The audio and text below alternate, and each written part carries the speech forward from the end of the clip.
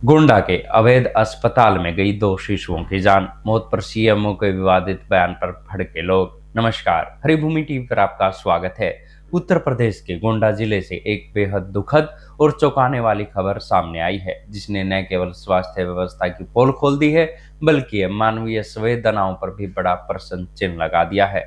शहर के बीचों बीच एक अवैध निजी नर्सिंग होम में इलाज के दौरान 2 नवजात शिशुओं की मौत हो गई। इस घटना ने पूरे इलाके को स्तब्ध कर दिया है, लेकिन इसके बाद गोंडा के मुख्य चिकित्सा अधिकारी यानी सीएमओ डॉक्टर रश्मि वर्मा का एक बयान सामने आया, जिसने लोगों के गुस्से को और ज्यादा भड़का दिया।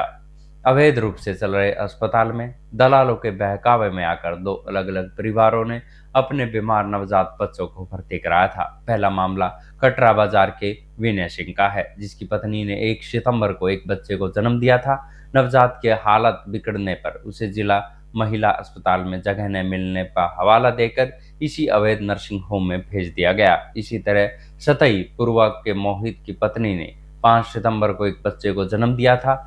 जब उनका बच्चा बीमार पड़ा तो उसे इसी अस्पताल में भर्ती कराया गया। दोनों ही मामलों में लापरवाही पूर्ण इलाज के कारण दोनों मासूमों की एक ही घंटे के अंदर मौत हो गई। ये सुनकर हर कोई निःशब्द हो गया। दोनों नवजात शिशुओं की मौत के बाद उनके परिजनों ने अस्पताल में जमकर हंगामा किया और डॉक्टरों की लापरवाही का आरोप लगाया। लेकिन ये दुख यहीं खत्म नहीं हुआ। जब ये खबर फैली और मीडिया ने गोंडा की सीएमओ डॉक्टर रश्मि वर्मा से इस पर प्रतिक्रिया मांगी, तो उनका जवाब बेहद हैरान करने वाला था।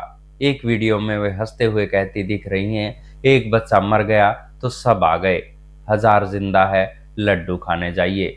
ये बयान सोशल मीडिया पर आग की तरह फैल रहा है और लोगों ने इसे अमानवीय और संवेदनहीन करार दिया है। जनता के बीच सवाल उठ रहे हैं कि जिस अधिकारी पर जिले के स्वास्थ्य व्यवस्था की जिम्मेदारी है, वो इस तरह के बयान कैसे दे सकता है। ये वही डॉक्टर रश्मि वर्मा है जिन पर पहले भी गोंडा के 7 विधानसभा क्षेत्र के विधायकों ने भ्रष्टाचार और मनमानी के गंभीर आरोप लगाए थे। इस घटना ने कई महत्वपूर्ण सवाल खड़े कर दिए हैं। पहला और सबसे महत्वपूर्ण सवाल ये है कि एक अवैध नर्सिंग होम शहर के बीचों बीच आखिर कैसे चल रहा था और स्वास्थ्य विभाग ने इस पर पहले कार्रवाई क्यों नहीं की।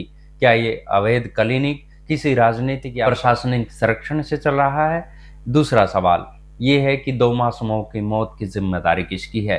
क्या ये सिर्फ अस्पताल की लापरवाही है या पूरे स्वास्थ्य तंत्र की? और तीसरा सवाल ये है कि क्या मानवीय संवेदनाएं इतनी खत्म हो गई है कि एक जिम्मेदार अधिकारी दुख में डूबे परिवारों का मजाक उड़ा सकता है? इस पूरे मामले के बाद स्वास्थ्य विभाग ने कार्रवाई कर अवैध नर्सिंग होम को सील कर दिया है। सीएमओ का कहना है कि मामले की जांच चल रही है, लेकिन वे स्पष्ट नहीं कर पाई कि इस अस्पताल का संचालक कौन रहा था और न ही ये बता सकी कि वहां कौन सा डॉक्टर इलाज कर रहा था। ये घटना एक बार फिर से इस बात पर जोर देती है कि हमारी स्वास्थ्य व्यवस्था में न केवल बुनियादी ढांचे में कमी है, बल्कि संवेदनशीलता और जवाबदेही की भी कमी है। जब तक अधिकारी अपने पद पर जिम्मेदारी और मानवीय मूल्यों को नहीं समझेंगे, तब तक ये घटनाएं होती रहेंगी और आम जनता को इसका खामियाजा भुगतना पड़ेगा। ये गोंडा की घटना सिर्फ एक खबर नहीं, बल्कि एक सबक है जो हमें यह याद दिलाती है कि व्यवस्था को सिर्फ नियमों से नहीं, बल्कि संवेदनाओं से भी चलाना चाहिए। आपका इस पर क्या कहना है, हमें कमेंट बॉक्स में जरूर बताएं।